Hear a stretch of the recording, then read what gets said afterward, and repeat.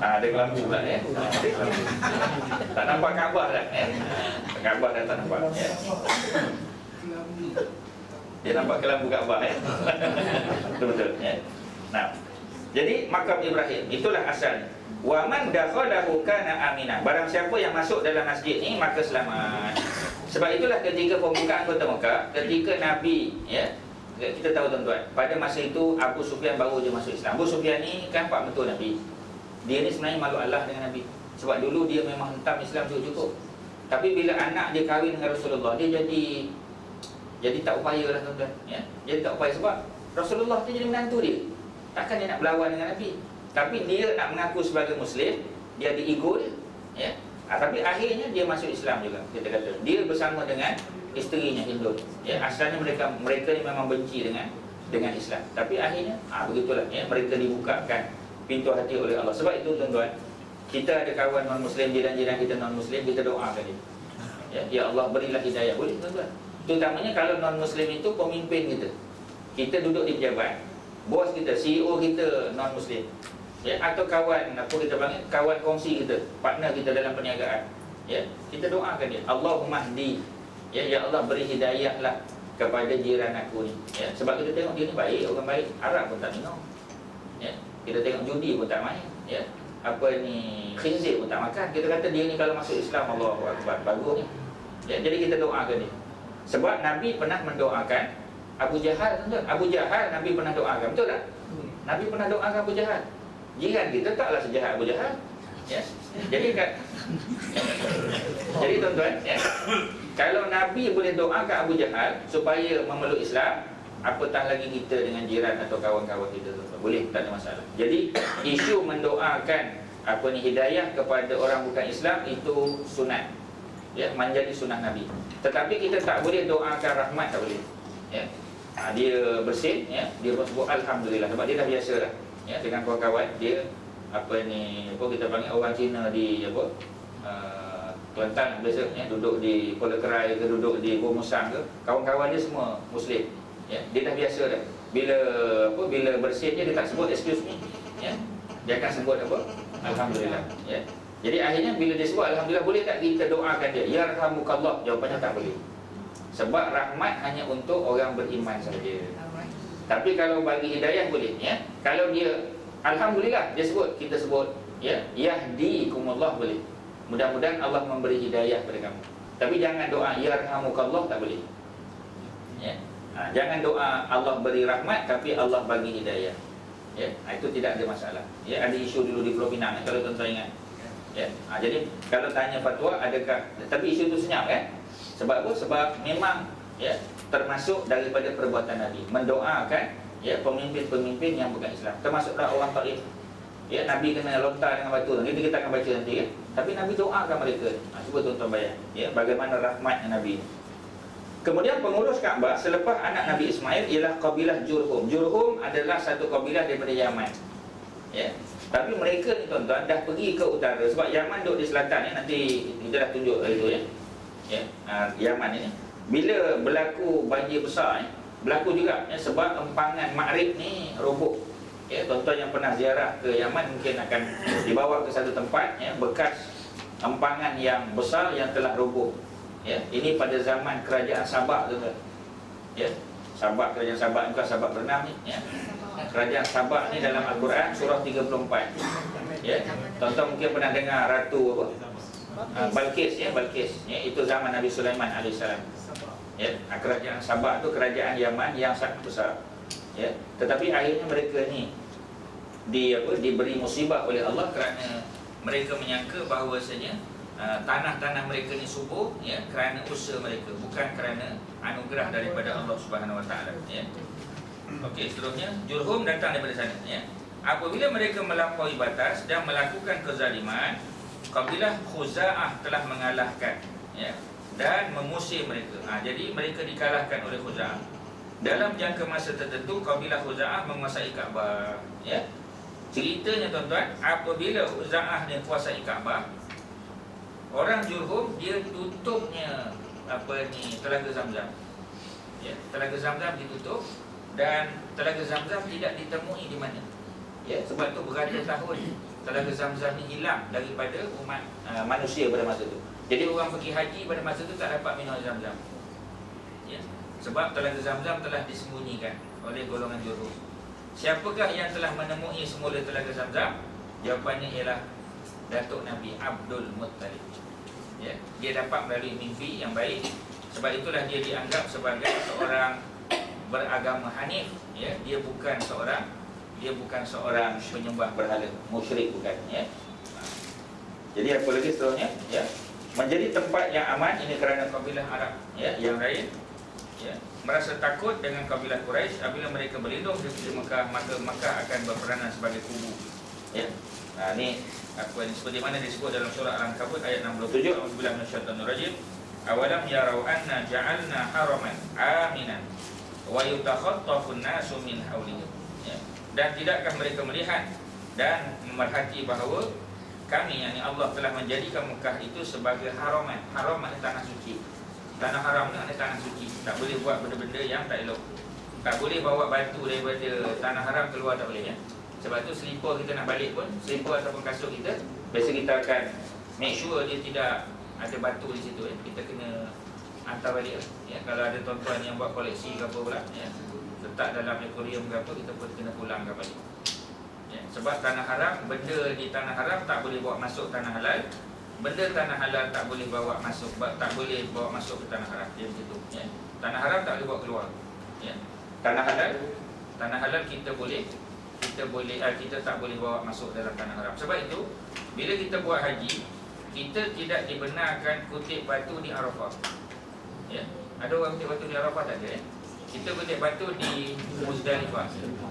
Kalau Muzdalifah tak sempat kita kutip batu, kita kutip di Mina boleh, ya. Sebab apa, tuan-tuan? Sebab Arafah adalah tanah halal. Jadi batu tanah halal tak boleh bawa masuk ke tanah haram, ya. Itu maksud dia. Sebab itulah Arafah kita tak boleh ambil batu di situ. Kita kutip batu di Muzdalifah, ya. Cuma bila kita kutip batu di Muzdalifah tu, ya, kalau dulu tak ada spotlight macam sekarang, ya. Macam sekarang ni baca Quran pun boleh. Sebab itu dulu masa kursus haji, ya, zaman dulu lah, tuan-tuan, dalam kursus haji itu antara perkara yang diminta kita bawa ialah torchlight. Dalam tak ada package kata tolong nanti bawa torchlight, bawa tak ada. Dia buat aku nak buat torchlight besar ada sana, ya. Spotlight. Jangan kata nak cari batu, baca Quran pun boleh, ya, di Muzdalifah sekarang, ya. Sebab spotlight ada, ya. Dan apa kita sebut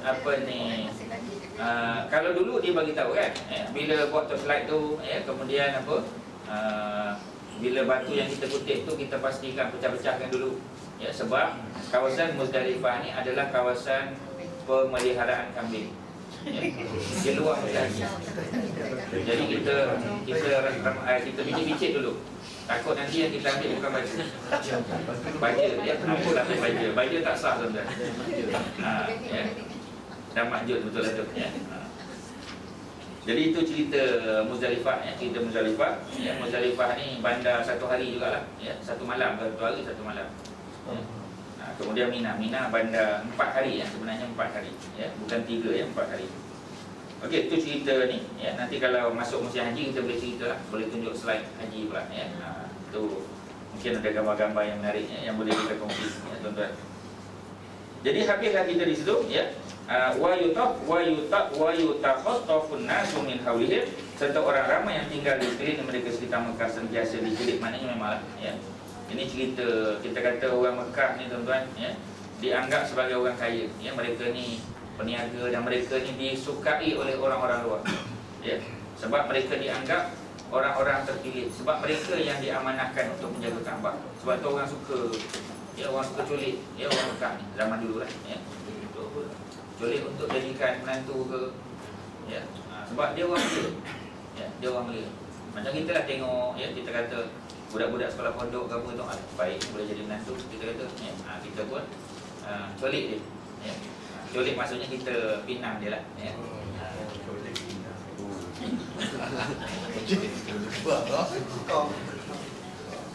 Jadi dalam konteks sekarang lah, ya. Tapi dulu memang sebab orang Mekah dianggap mulia, memang orang Mekah ni mulia, ya. Jadi selesai kita bab itu. Kalau ada soalan silakan sebelum kita masuk bab yang lain, ya, ataupun sebelum kita pindah ke slide. Tuan-tuan ada apa-apa silakan. Ya, silakan. Yang soalan tentang kahwin bukan selama siapa Ya. Indonesia ada orang yang Betul. Sebab mereka Pancasila ada kan. tak adakah dibenarkan? Dalam Islam sebenarnya yang dibenarkan hanya ahli kitab yang original, ya. Masuk ahli kitab original ni, mereka memang keturunan dia ahli kitab. Macam Suha tu, isteri apa ni, Yasir Arafat tu, dia memang family dia Kristian Ortodok atau Yahudi. Memang dia punya susu galuh tu, dia balik sampai ke zaman apa kita panggil zaman Nabi Isa AS. Sebab tu dia tak keluar, dia memang asal Palestin. Masalah kita ni ialah kita, kalau dia Kristian celup, dia tak main, tuan-tuan. Ya, nama dia Arumugam, ya. Dia masuk Kristian jadi David Arumugam. Adakah dia ahli kitab? Jawapannya tidak. Sebab itu saya bagi contoh saja, ya. Jadi maksudnya di sini dalam konteks ini, dia mesti ahli kitab yang asal. Dia bukan yang celup ni. Ya, dia tak boleh celup-celup, dia tak boleh, tuan-tuan, ya. Dia mesti yang asal. Maknanya susu galuh dia. Sebab itu orang Yahudi lebih menjaga susu galuh berbanding dengan orang Kristian. Sebab orang Kristian, orang Amerika sebagai contoh kan, dia claim dia Kristian tapi gereja pun tak pergi, tuan-tuan. Ya. Masalah gereja sekarang ni bukan masalah di Malaysia, kuil pun masalah. Orang muda-muda tak suka pergi kuil. Sama dengan masjid surau, sama juga, ya. Kristian pun sama juga. Sebab tu kita pergi ke negara barat kan, banyak gereja yang dijual. Ya, dia convert jadi masjid, tuan-tuan. Kita pergi ke Melbourne, saya tengok. Ya. Dia panggil banyak apa ni, apa kita panggil, gereja yang ditukar menjadi masjid. Sebab bila nak buat masjid, dia masyarakat sekitar bantah. Sebab dia kata kalau ada masjid nanti parking, mengganggu orang perjalanan hari Jumaat apa semua. Jadi cara yang mudah ialah beli gereja yang memang sudah diisytiharkan sebagai tempat ibadat. Dia dah ada parking space dia, dah apa semua sebagainya, lebih senang. Ya. Jadi itu yang buat di sana, ya, di barat lah, ya, kita kata begitu. Jadi balik pada cerita Indonesia tadi, sebenarnya tak boleh. Ya. Tapi itulah di undang-undang negara dia macam mana? Dia dah begitu. Ya. Sebab itu suaminya Muslim, isterinya Hindu, ya, ataupun Kristian. Ya. Jadi kita kata dah jadi cacah marba, sepatutnya tidak begitu. Ya. Sepatutnya tidak begitu. Sebab yang dibenarkan adalah ahli kitab yang memang susu galuh keturunannya itu boleh kita jamin, ya, memang datang daripada keturunan Nabi Isa AS. Kalau dia Kristian, ya, Nasrani. Kalau dia Yahudi, memang daripada keturunan Yahudi. Sebab itu Yahudi dia jaga keturunan. Dia tak boleh main kahwin-kahwin dengan orang luar, ya, dia sangat menjaga keturunan. Lepas tu dalam bab makanan pula, mereka punya makanan tadilah disembelih oleh rabai, orang biasa tak boleh sembelih. Ya, itu yang kita kata selamat. Tapi orang Nasrani dia tidak menjaga agamanya begitu. Ya, dia tak jaga agama dia.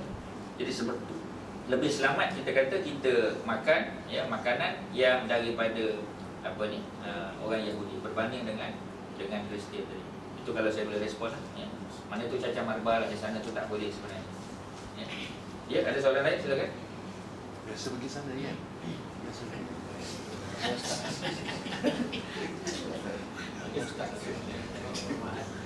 Ya, silakan. Dalam khutbah tu tadi tu dia cakap syukur kepada Allah, ya Allah. Jadi dia percaya kepada Allah. Memang betul. Memang mereka percaya, cuma mereka mensyirikkan. Sebab di samping dia sembah Allah, ya, dia sembah juga apa? Dia sembah juga apa tu? Tapi dia menyembah berhala. Sebab pada mereka berhala itu hanya perantaraan. Sebab dia kata dia sembah berhala ni sebab apa? Liyuqarribuna ilallahi zulfa, supaya kami dapat dekat dengan Allah. Macam Nabi Musa dan Bani Israel, kalau tuan-tuan ingat, setelah mereka berjaya lepas daripada tasik pahit, dia panggil the Great Bitter Lake, ya. Nanti saya akan tunjukkan tempat dia, tuan-tuan, ya, pada tuan-tuan. Bukan Laut Merah, ya. Fir'aun lemas bukan di Laut Merah, ya, tetapi di kawasan dia panggil tasik pahit, the Great Bitter Lake saya panggil, ya, kita akan tengok nanti. Dia di tengah-tengah terusan Suez, ya, di tengah-tengah terusan Suez. Okay. Jadi apabila apa kita panggil, apabila mereka selamat daripada Fir'aun, bila mereka sampai di Sinai, di semenanjung Sinai, ya, sebelum masuk ke Palestin, pada masa itu mereka minta supaya Nabi Musa buatkan patung Tuhan. Sebab mereka melihat orang lain sembah-sembahnya ada juga nampak, dia kata, ya, ada juga nampak berhala. Kita langsung tak ada apa, dia kata. Ya. Jadi dia minta supaya dibuat patung. Ya, Nabi Musa memarahi mereka, ya. Dan apabila Nabi Musa pergi bermunajat di apa kita panggil di apa dipanggil tempat tu? Di mana? Di Tur Saina, ya. Di Tur Saina tu ataupun Tur Sina tu, maka orang-orang apa kita panggil Bani Israel menjadikan, ambil peluang itu untuk membuat apa tadi, anak lembu tadi. Ya. Kebetulan ada apa, siapa yang tu, Samiri, ya, Samiri dia buat. Ya. Jadi dia membuat anak lembu. Jadi akhirnya mereka sembah anak lembu. Itu baru ditinggalkan selama 40 hari. Ya. Sebab itu Bani Israel ini termasuk di kalangan mereka yang degil, ya, sangat degil. Dan sebab itulah Allah menyesatkan apa ni Bani Israel, termasuk Nabi Musa pun disesatkan. Ya. Sebab apa? Sebab bukan kesalahan Nabi Musa, bukan kesalahan Nabi Harun, tetapi oleh kerana mereka duduk sekali, maka semua mereka disesatkan. Sebab itu Nabi Musa dan Nabi Harun meninggal di Mesir, bukan di Palestin. Cuma dia punya jenazah tu dipindahkan, ya, ke Palestin sekarang. Jadi maknanya dalam apa ni bab ni, ya, termasuklah kita kata Yakub, Nabi Yakub, ya, Nabi Yakub, ya, dan sebagainya, semua ni asal-asalnya meninggal semua di Mesir. Termasuk Nabi Yusuf juga, tapi mereka bawa balik, ya, ke negara mereka.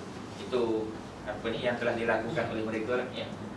Ustaz, Ya, silakan. di Masjid Aqsa ataupun sekelilingnya tu banyak makam-makam apa ni Nabi-Nabi kan, tapi makam tu hanya akan memakam tapi tidak dikebumikan situ kan? Sebab dalam apa ni Islam, bila dia sebut makam, makam ni makna tempat yang dia pernah datang. Kalau makam Ibrahim, tempat dia pernah berdiri di situ. Sebab tu banyak tempat bila disebut makam Nabi Syuaib kata, ya, bukan makna dia di bumi situ. Tempat dia pernah ziarah, dia pernah datang. Sebab tu kadang-kadang kita tahu macam mana? Itu khilaf di kalangan ulama. Ya, sebab kita tak pasti. Macam juga orang kata Ashabul Kahfi, ada kata Turki, ya, ada kata Itali, ada kata Jordan. Ya. Cuma yang mana satu yang lebih tepat? Para ulama akan bincang. Akhirnya mereka kata yang di Aman itulah yang lebih tepat. Bukan perkara Ya. anjing Yang memenuhi apa ni, ciri-ciri seperti mana yang disebut dalam surah Al-Kahfi. Dia macam tu tuan, ya.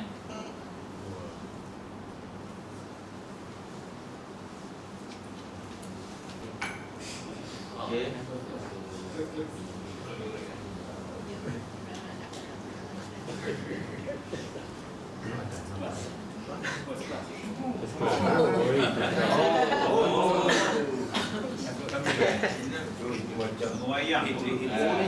Jadi dia asal-asal apa kita panggil, sama ada Nabi Ismail atau Nabi Ishaq, ya, semua mereka berasal dari Nabi Ibrahim.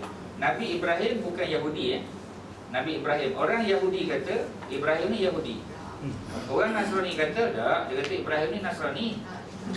Orang Arab pula, termasuklah Abu Talib tadi, dia kata Nabi Ibrahim ini macam kita lah, orang kita, ya, musyrik macam kita lah, ya. Tetapi sebenarnya Nabi Ibrahim adalah agamanya agama Hanif, ya. Sebab itu maka Ibrahim Yahudian wala Nasranian walakin Hanifan Musliman, ya. Nabi Ibrahim kita tahu asal-asal daripada Ur, ya. Daripada Ur, ya, di belah-belah Babylon. Dia kita tahu dijatuhkan hukuman bakar, ya, di barbecue tu oleh siapa? Oleh Namrud. Kemudian dia berjaya selamat, ya, dengan doa tersebut. Ingat lagi doa surah apa tu, Al-Anbiya, ya. Surah Al-Anbiya ayat berapa semalam? 69, ya? 69, ya. Surah Al-Anbiya surah 21, ya. Ayat ke-69, ya. Ya nar, wahai api, kuni bardan, jadilah kamu sejuk, ya, wasalaman ala Ibrahim, atas Nabi Ibrahim, ya. Kemudian dia pindah ke Haran. Haran ni kawasan Syria sekarang ni, ya. Tapi dulu dia ni berada di bawah Anatolia, ya. Anatolia ni Turki lama, ya, ancient apa ni Turki, ya. Kemudian pindah pula ke Aleppo. Aleppo ni dalam bahasa Arab dia panggil Halab, ya. Halab ni banyak para ulama tuan-tuan, ya, yang dibunuh oleh Bashar al-Assad. Dibunuh oleh bapaknya dulu, Hafiz al-Assad, termasuklah anaknya sekarang Bashar al-Assad. Ramai ulama dibunuh tuan-tuan. Sebab dia dari segi stand dia ni sosialis, ya. Dia ishtiraki dia panggil, ya. Kemudian barulah berpindah ke Jerusalem, ke Hebron. Hebron ini bandar yang dipanggil sebagai bandar Al-Khalil, ya. Al-Khalil nama dia, ya. Sebab itu kalau kita biasa ziarah ke sana, kita akan ziarah makam kubur Nabi Ibrahim di Hebron di Al-Khalil ini. Al-Khalil itu gelaran kepada Nabi Ibrahim Kalau Nabi Muhammad Habibullah gelarannya. Kalau Nabi Musa disebut Ruhullah. Sebab Allah minta Jibril tiupkan roh ke dalam rahim ibunya. Kalau Nabi Musa gelarannya Kalimullah, sebab dia berkata-kata dengan Allah. Tapi kalau Nabi Ibrahim Khalilullah dipanggil Khalil. Khalil ni maknanya kawan baik. Al-Khalil maknanya kawan baik, kawan rapat. Kemudian nanti Nabi Ibrahim akan berhijrah ke Al-Gizah. Gizah ni tempat piramid tu. Tuan-tuan pergi piramid gambar-gambar piramid ni ada di sini tak pasti ada sekarang gambar ni banyak cerita ni. Cerita Yahudi ni panjang tuan-tuan kalau nak diceritakan tapi kita akan tengok juga beberapa perkara ni Nabi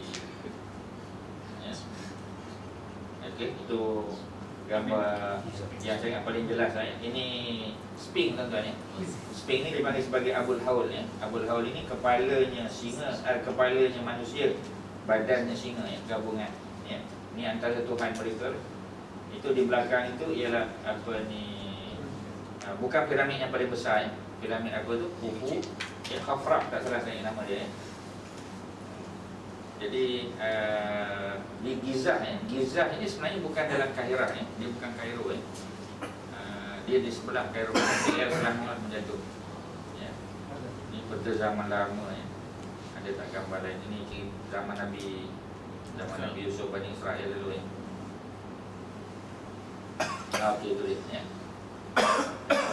lokasi di mana Firaun tenggelam Jadi lokasi tempat tenggelamnya Firaun itu sebab Firaun datang daripada Memphis Memphis ni kawasan yang dibangunkan oleh anak kepada Firaun II tu Ramses. Nanti kita akan masa-masa lain kita akan cerita lebih dalam Jadi dia kejar Nabi Musa. Nabi Musa melintas the Great Bitter Lake nama dia. Ada tunjuk yang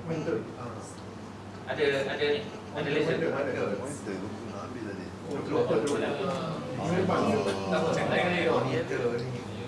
Kira saya balik lah. Ada. Ketinggalan kita. Ada. The Great Bitter Lake tengah tu yang biru tu jalan dia lalu tu jadi ada The Great Bitter Lake. The Great Bitter Lake tu sekarang ini duduk di tengah-tengah terusan Suez Sebab tu terusan Suez ni bukan semuanya dibuat oleh manusia. Dia digabungkan daripada Red Sea ni Gulf of Suez ni. Itu dipanggil, ada satu bandar dipanggil Suez sebab tu dipanggil Suez Canal tu. Sebab bandar pertama di hujung Red Sea tu adalah Suez nama dia Dia sambung dengan Great Bitter Lake sampailah ke Mediterranean Sea jadi di Mediterranean tu ada satu lagi bandar dipanggil, ini lama lah tuan-tuan, ada satu lagi, mungkin ni pun lebih nampak lebih jelas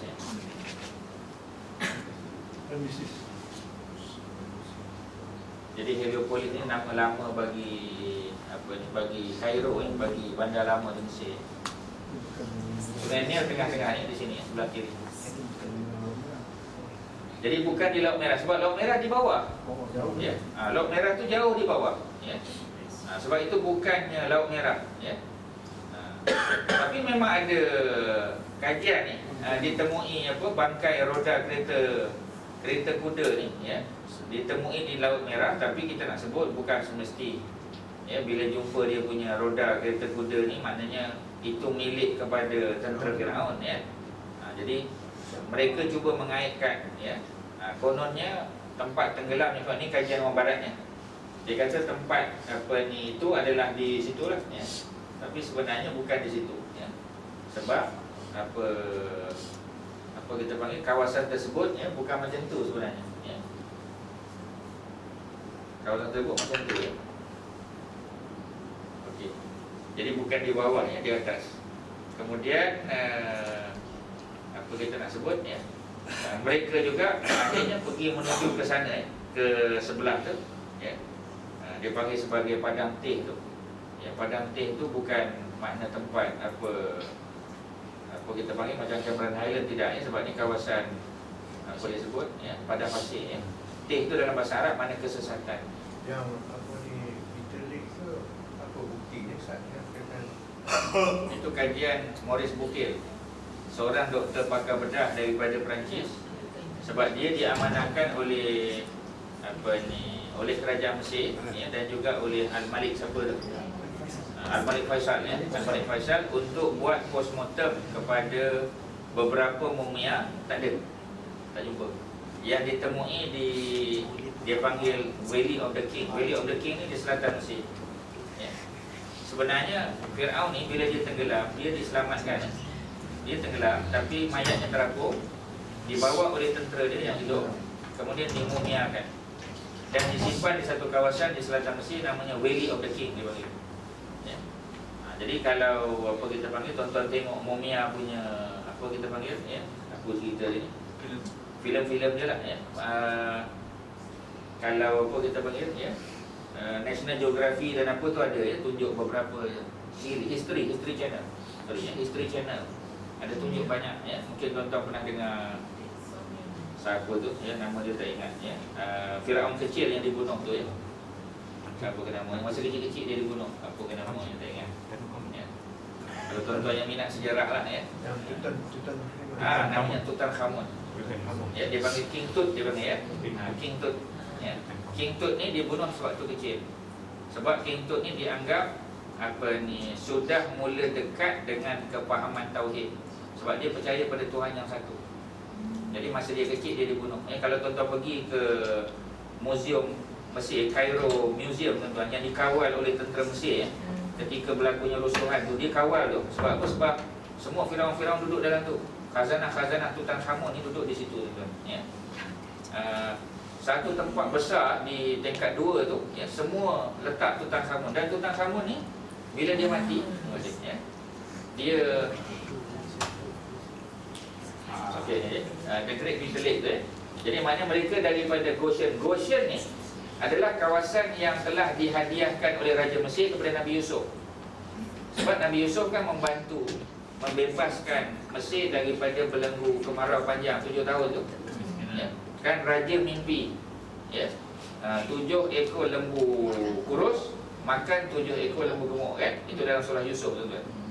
Jadi bila dia minta apa ni, ahli nujum negara untuk tafsir, ahli nujum tak faham.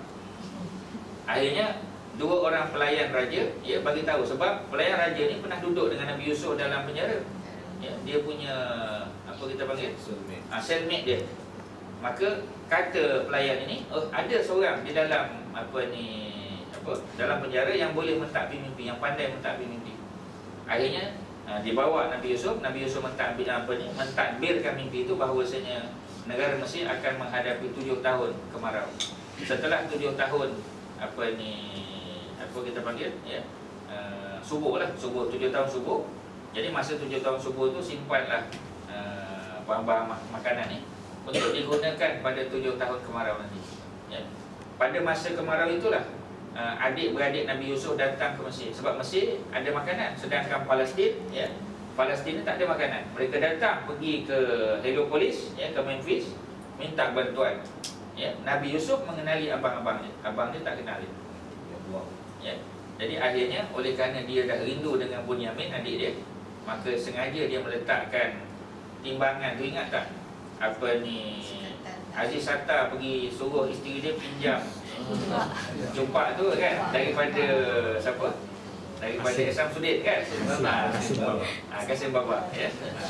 Jadi yang itulah, yang bekas tu ya, macam tu diletakkan, sengaja diletakkan oleh Nabi Yusuf di dalam di dalam kita panggil kuda atau unta yang dinaiki oleh Bunyamin. Akhirnya Bunyamin kena tahan. Sebenarnya itu hanya elak Nabi Yusuf supaya dia dapat kita panggil berjumpa lah, lepaskan kerinduan dia kepada Bunyamin ya. Abang-abang dia tak kenal, sebab abang dia menyangka dia dah mati ya. Itu yang akhirnya Nabi Yaqub ya, dibawa ke Mesir ya. Maka hiduplah mereka di Mesir ni, dan Goshen ini satu kawasan yang dihadiahkan kepada Nabi Yusuf dan keluarganya. Tetapi semasa Nabi Yusuf menjadi apa kita panggil, menjadi menteri tu, ya, raja pada masa itu apa kita panggil, raja ni bukan Firaun yang ada sekarang. Dia bukan orang Kipti. Ya. Setelah orang Kipti berjaya mengalahkan balik raja tu, barulah naiknya apa kita panggil, lahirnya Nabi Musa AS. Sebab itu ketika zaman apa ni, Ramses 1, Ramses 2 tu, golongan Bani Israel tidak lagi diberikan perhatian. Sebab dia tak ada hutang budi pada Bani Israel. Yang hutang budi itu dulu raja dulu. Ya. Sebab itulah mereka dijadikan sebagai hamba, tuan-tuan, ya. Mereka diperhambakan, ya. Mereka jadi hamba. Ya. Selepas wafatnya Nabi Yusuf, Bani Israel mengalami kekejaman yang dahsyat di tangan Firaun. Ya. Jadi hamba mereka. Ya. Okay. Apa yang boleh saya kongsi dengan tuan-tuan, ya. Tadi ni dah tengok, ya. The Great Bitter Lake tadi, ya. Ataupun itu. Ini saya ambil daripada kitab tafsir Abul Ala Al-Maududi, ya, seorang ulama Pakistan. Dan dapatan yang beliau buat ni sama seperti mana yang dibuat oleh Maurice Bucaille, ya, seorang juru bedah, ya, pakar bedah Perancis, ya, yang pernah datang ke Malaysia beberapa kali, ya. Tapi maklumat yang kita dapat, dia bukan Muslim, ya. Tapi dia belajar bahasa Arab ketika umurnya 52 tahun, ya. Dan akhirnya dia dapat apa kita panggil, menguasai bahasa Arab dengan baik. Itu yang dia boleh buat perbandingan antara Bible dengan Al-Quran tu, ya. Sebab dia boleh, ya, umur 52 tahun baru mula belajar bahasa Arab, ya. Dan dia dapati dialah yang menentukan bahawasanya inilah Ramses II, inilah apa kita panggil, sebab ada beberapa mumia yang ditemui, bukan satu aja. Jadi dia yang menentukan ni Ramses II, ini Merneptah anak Ramses II. Jadi pada Ramses II itu tidak ditemui kesan-kesan apa kita panggil, orang yang lemas di dalam tasik. The Great Bitter Lake itu, tuan, ya, dia tasik air masin, ya, dia bukan tasik air tawar. Jadi memang pada badan Merneptah tu, Merneptahnya anak pada Ramses, ya, abang angkat pada Nabi Musa. Sebab Nabi Musa dijaga oleh Ramses, ya. Ramses ini suami kepada siapa dia, Asia, ya. Jadi Ramses ada anak, tapi anaknya macam biasalah, ya. Nabi Musa lebih disukai oleh Ramses daripada anaknya tadi, ya. Sebab Nabi Musa ni baik, orang nak jadi Nabi takkan jahat, kan. Jadi adiknya ni, abangnya ni sudah dendam kepada Nabi Musa sejak awal lagi, ya. Dan akhirnya apabila Nabi Musa dihalau, ya, keluar daripadanya setelah dia membunuh secara tidak sengaja, ya, seorang Kipti, maka dia pergi. Masa itulah baru Merneptah ni naik. Pada tubuh Merneptah itu ditemui kesan-kesan apa kita panggil, apa kita nak sebut, bahan-bahan yang ada dalam air masin lah, ya. Jadi yang menemui, yang buat postmortem tu ialah Maurice Bucaille. Jadi Goshen tu, yang saya sebut Goshen tadi, tuan-tuan, ni Goshen ni, ya. Goshen ni adalah, ya, tanah yang apa, which Prophet Joseph maknanya Nabi Yusuf gave to the Israelite, ya, to live in Egypt. Ni kawasan yang dihadiahkan, ya. Jadi Memphis ni adalah dia punya capital of Egypt, ya. Ni zaman Nabi Musa AS. Memphis ni betul-betul dekat Sungai Nil, ya. Tengok Sungai Nil, dan ni di bawah ni, tuan-tuan. Sebab tu sebahagian menyebut Memphis ini bukan berada di apa kita panggil di Egypt, ya. Tapi pandangan saya lah, ya, peta ni ada sedikit sebanyak kelemahan. Sebab River Nile ni, ya, dia panggil sebagai Blue Nile ataupun White Nile ni duduk di bawah, tuan-tuan. Di bawah. Ni masih dia punya cabang lah, ya. Jadi Memphis ni sebenarnya masih di Egypt, ya. Kalau di bawah ni dia punya, ya, apa kita panggil, Sudan, ya. Aswan Tengah mana? Aswan bawah lagi, tak ada kat sini. Aswan bawah lagi, ya. Ni ambil daripada Tafsir Maududi ni kalau kita boleh ni lah, ya. Kita ni je, ni promo aja, tuan-tuan, ni. Cerita panjang ni nanti bila ada peluang nanti kita bincang lebih panjang. Ni pokok Gharqad, tuan-tuan, ya. Pokok Gharqad ni saya ambil daripada hadis riwayat Imam Muslim, ya. Cerita tentang pokok Yahudi, di mana apabila orang Islam nanti akhirnya menentang orang-orang Yahudi, ya, orang Yahudi bersembunyi di sebalik pokok dan batu, ya. Dan semua pokok dan batu akan bagi tahu, ya, kepada orang Islam bahawasanya ada Yahudi belakangku, ya. Cuma pokok warqat yang apa kita panggil, ya, pokok yang dianggap sebagai pokok Yahudi, ya. Cuma pokok ni ada banyak dia punya versinya, tuan-tuan, ya. Rupa pokok warqat ni, ya. Ni banyak gambar-gambar kalau tuan-tuan tengok dalam internet, ya. Tapi banyak jenis, ya, pokok warqat ni. Ini salah satu daripada pokok warqat, tuan-tuan, ya. Kalau ni kita tengok kecil, ya. Nampak macam pokok rening, ya. Ni nampak besar, ya. Dia boleh cakap. Dia tak boleh cakap. Sebab pokok-pokok lain akan bagi tahu, ya Muslim, ya Abdullah, ya, ada Yahudi belakang aku, pokok lain. Pokok lain. Tapi pokok warqat yang tak bercakap. Dia sebab itu pokok warqat, ya, tuan-tuan pergi ke Melbourne, ya, ada satu kawasan ditanam dengan pokok warqat dengan banyak, ya. Sebab orang Yahudi percaya pokok warqat ni sebagai pelindung mereka. Sebab itu setiap kawasan kampung di Israel sekarang ni ditanam dengan pokok-pokok warqat. Ya. Maknanya apa, tuan-tuan? Maknanya mereka percaya hadis tadi. Ya, mereka percaya, ya, hadis-hadis tadi. Cuma mereka tak beriman. Ya. Jadi ini antara, ya, kalau saya boleh share dengan tuan-tuan. Ya. Pokok bisu lah. Pokok bisu. Ya. Sebab itu dia banyak jenis, ya. Dia banyak spesies pokok warqat ni, bukan satu jenis. Ada buah kan? Ada African Boxton, ya. Ada yang kata ini termasuk juga pokok warqat. Ada buah. Kan? Buah. Wallah alam. Ya. Impul lah. Google tengok, tanya tengok boleh tak makan dia punya. Ini pokok warqat juga buah dia, ya. Dia tanya tu, ya. Kopi campuran. Baru dia. Ini kawasan-kawasan warqat tree, ya, dia panggil, ya. Jadi dia memang promosi, ya. Orang Israel ni memang dia promosi betul-betul, ya, pokok warqat ni. Panjang cerita, ya. Dia panggil trees for Israel, ya. Kononnya mereka nak menghijaukan kawasan tanah ni, tapi kita tengok siapa yang tanam pokok ni tadi, ya. Kita laju-laju je, tuan-tuan, ya. Trees for the Holy Land, ya. Ini adalah satu program, ya, yang dia buat untuk apa kita panggil, untuk menghijauan, ya. Program apa? Penghijauan, ya. Yang dianggap sebagai the most sacred, ya, places on our earth, ya. Tempat yang paling apa kita panggil mulia, ya. Jadi dalam apa, dalam Bible ada sebutnya. Kemudian ni pengasas kepada gerakan Zionis, ya. Ni pun panjang ceritanya. Cuma dia ni mati muda, tuan-tuan, ya. Umur 39 dah mati, ya. Kalau dia hidup lama lagi tak tahu apa lagi dia buat, ya. Nama dia Bunyamin juga, ya. Theodore Bunyamin Herzl, ya. Dia orang Budapest, ya. Orang Hungary. Dari semua dia lah, ya. Kongres Zionis ni, ya. Di tahun 1897. Ini panjang cerita, tuan-tuan, ya. Tapi kita ringkas saja. Kerajaan Israel ajar anak-anak ideologi Zionis, ya. Jadi dia ajar. Kita pun macam tu sepatutnya, ya. Mengajar anak-anak kita cinta kepada Nabi daripada awal lagi, ya. Jadi kalau anak-anak dia tidur malam, tak payahlah baca Cinderella ke Snow White ke, kan. Ganti dengan cerita-cerita sahabat patutnya, ya. Kita besarkan mereka dengan cerita-cerita sahabat. Cerita Usama, kan. Usama bin Zaid, cerita Fatimah, patutnya begitu, ya. Meladin.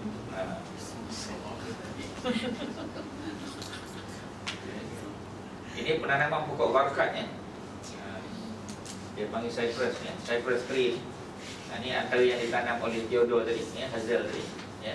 Tetapi yang menariknya, tuan-tuan, apabila kerajaan Osmaniyah Turki berjaya menguasai Palestin, benda pertama yang dibuat oleh kerajaan Turki ialah, ya, untuk cut down semuanya. Semua di apa bawah tu, tuan-tuan, ya. Ini. It was later cut down by the Turks, ya. Jadi kerajaan Turki faham, ya. Sebab mufti dia arahkan supaya tentera-tentera Turki yang masuk ke Palestin, antara benda yang mereka kena buat ialah tebang pokok ni. Jangan bagi hidup, tuan-tuan, ya. Ini cerita dia. Tengok kanak-kanak, ya. Budak-budak pun dilatih untuk menanam pokok ni, ya. Ini di Tel Aviv. Proses persediaan dia, bukan senang, tuan-tuan, ya. Penanaman pokok pine pun, ya, termasuk juga. Ada tapak semayat, ya. Ini digunakan sawaki dipanggil ni. Sawaki ni kalau tuan-tuan pergi Mesir zaman Nabi Yusuf ni banyak digunakan. Kincir air ni, ya. Tapi kalau di Mesir besar lagi lah. sistem pengairan dia. Ya. Jadi dia tak ada irrigation system. Ya. Without an irrigation system, water is transported by truck. Ya, to Iliad ni adalah Jerusalem. Ya, Iliad ni adalah Jerusalem ni. A pipeline is under construction 1950. Ya, ini projek penyolingan air. Ya. Ini yang saya sebut tadi, terracing the soil for afforestation in Tiberias. Tiberias ni adalah tasik yang akan dilalui oleh Ya'juj dan Ma'juj nanti. Itu disebut dalam hadis ini. Dia panggil Lake of Tiberias. Ataupun tuan-tuan boleh cari Sea of Galilee, ya, Sea of Galilee, ya. Macam mana? Tabari. Tobariat dia panggil. Dalam bahasa Arab Tobariat. Itulah yang baru ni Ustaz ada cerita sebab sahabat Nabi bernama Tamim Al-Dahri, Tamim Ad-Dari. Adari dan Tamim berjumpa Ad-Dari. dengan Dajjal dalam satu pulau kan. Betul. So dia tanya pasal tasik ni lah. Betul. Adakah tasik ini telah kering antaranya kan? Ada satu daripadanya. Jadi jawapannya belum kering. Tapi dia punya water level decreasing, ya. Keep decreasing. Kalau nak tahu cerita lanjut boleh baca Syekh Imran Musim punya buku, ya, Jerusalem in the Quran tu. Menarik juga, ya, kajian dia. Okay, ini kilang dia. Ini cerita isteri pada ni lah, ya, Franklin Roosevelt, ya, isteri dia. Kemudian orang perempuan Arab pun tanam juga. Ya, planting a tree at the Knesset Garden, ya. Chinese President pun, ya, planting a tree, ya. Macam mana? Workout, ya. Kebanyakannya mereka apa kita panggil, ya, kononnya tujuannya untuk penghijauan. Tapi sebenarnya dia punya secret agenda dia, hidden agenda dia adalah untuk menanam pokok workout, spesies pokok workout, ya. Kemudian Chief Rabbi dia, ya. Tidak Malaysia kan? Perdana Menteri Malaysia. Tapi cuba tuan-tuan tengok, ya. Ini kontra, ya. Pope John Paul II in Israel planting an olive tree. Dia tak nak tanam. Orang Kristian tahu, ya, dia tak nak tanam workout, ya. Jadi yang dia tanam ialah olive tree, pokok zaitun. Ya. During a conference in Jerusalem of the three monotheistic religion, dia ada pertemuan tiga agama ni, monotheistic religion ni, mana Islam, kita panggil Christianity dengan Judaism ni, ya. Tapi bila datangnya Pope John Paul tak nak dia tanam pokok ni, ya. Dia tanam olive tree. Ya. Orang Islam tanam pokok. Pokok tu tanam olive tree. Orang Islam tanam pokok kurma. Orang Islam tanam ni tadi, perempuan ni, ya. Pokok yang sama juga, tanpa mengetahui, ya. Without realizing that pokok yang ditanam tu adalah pokok yang akan menyembunyikan orang Yahudi, ya. Okay. Jadi Yahudi ni percaya hadis, ya. Jadi orang Yahudi pada waktu ni sedang giat menanam pokok workout secara berleluasa, ya. Ini bermakna orang Yahudi sebenarnya tahu dan sedar tentang kebenaran Islam. Cuma sikap ego, ya, ego dan bongkak dia tu menyebabkan mereka tidak mau terima ajaran Islam. Okay. Hadis tentang workout ni panjang tuan-tuan, ya. Kita boleh cerita, ya, waktu lain. Ini the promised land, ya. Jadi kebanyakan Jews ni, tuan-tuan, Jews ni ada satu grup dia panggil the black Jews, ya. Orang Yahudi hitam dia panggil, ya. Yahudi hitam ni daripada keturunan Nabi Sulaiman dan juga Balqis, ya. Dan mereka ni sebenarnya ditawarkan tempat di negara haram Israel sekarang, ya, Community of Ethiopian Jews ni, Israel Poetry Planting Ceremony. Tapi akhirnya mereka balik ke Ethiopia. Sebab apa? Sebab dia dapati apa yang diamalkan di Israel, ya, oleh the so-called Jews ni berbeza dengan ajaran original agama Yahudi, ya. Sebab yang duduk di Palestin sekarang ni sebenarnya mereka bukannya orang Yahudi, ya. Mereka ni sebenarnya menyamar sebagai orang Yahudi. Mereka ni dia panggil tribe number 13 dia panggil. Panjang cerita saya nak tapi secara umum, sebab anak Nabi Yakub ada 12 orang je. Anak Nabi Yakub 12, ya. Yang ke-13 itu adalah puak Khazar.